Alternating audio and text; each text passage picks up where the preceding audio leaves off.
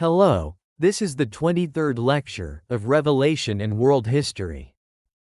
Following the identity of the first beast that appears in chapter 13 of Revelation, we have also discovered the identity of the second beast.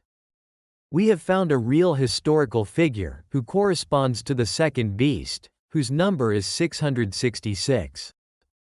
Not only does the number of the name match, but it is also historically proven that its true nature matches the description in the prophecy. In this lecture, we will look into the meaning of the name.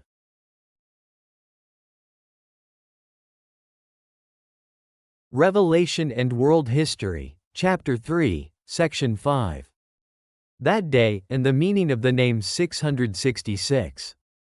The day of the Lord will come, in that day. Zechariah chapter 14, verse 1. In the Bible, God recorded prophecies through prophets, and in the last days, all of those prophecies were fulfilled. The day when the prophecies are fulfilled is expressed as that day, or the day of the Lord. There are people or countries that appear on the day when the prophecies, written in the last days, prophecies are fulfilled. The most important one of them is the Soviet Union, the beast from the sea, corresponding to Babylon. And even more important is the two-horned beast from the earth, with the number 666. These two horns are Kim Il-sung and Kim Jong-il. The number of the name is 666, and the meaning of the name also has a surprising meaning hidden in it. God prophesied about that day and said that he would surely fulfill what he had said. The zeal of the Lord Almighty will accomplish this. Isaiah chapter 37, verse 32. God says in several places, the zeal of the God of hosts will accomplish this. This means that God promised through the prophets that he would surely fulfill the words he had prophesied. However, surprisingly, the names of the rulers with the number of 666, Kim Il-sung and Kim Jong-il, have a surprising meaning, hidden in not only the number of the name, but also the meaning of the name. Kim Il-sung, Kim Jong-il. The Chinese characters corresponding to the names of Kim Il-sung and Kim Jong-il contain their meanings. Il, day, sung, achieve, that day will be accomplished. Zung, right, il, day, the right day, that very day. It's truly amazing. The number of the names of Kim Il-sung and his son is 666. And the meaning of the name is that day will achieve, that very day. These are the people who destroyed the North Korean church, which was called the Jerusalem of the East.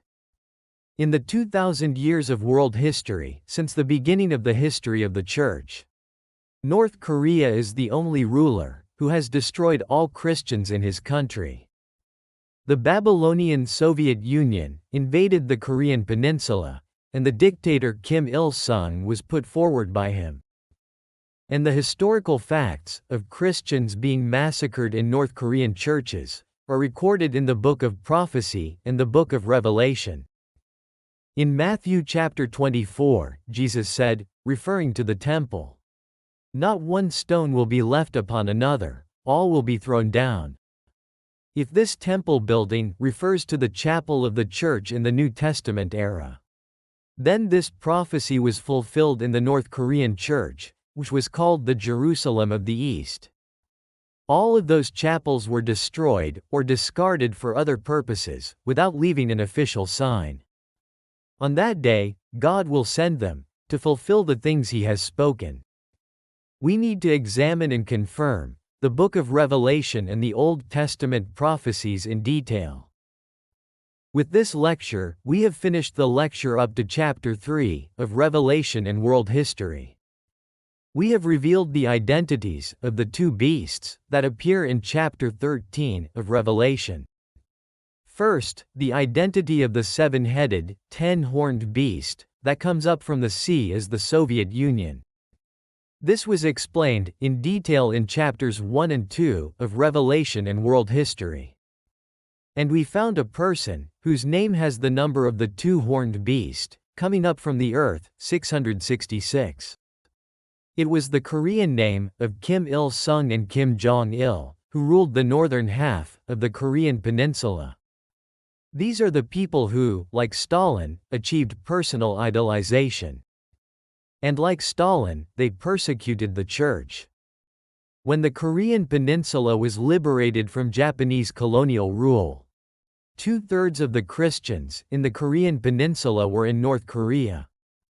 The person who destroyed the North Korean church, which was called the Jerusalem of the East, was none other than Kim Il-sung. This is not a small history. It is something that God planned. God prophesied through the prophets and John, and in due time, he accomplished all of these things. We must realize this fact more clearly.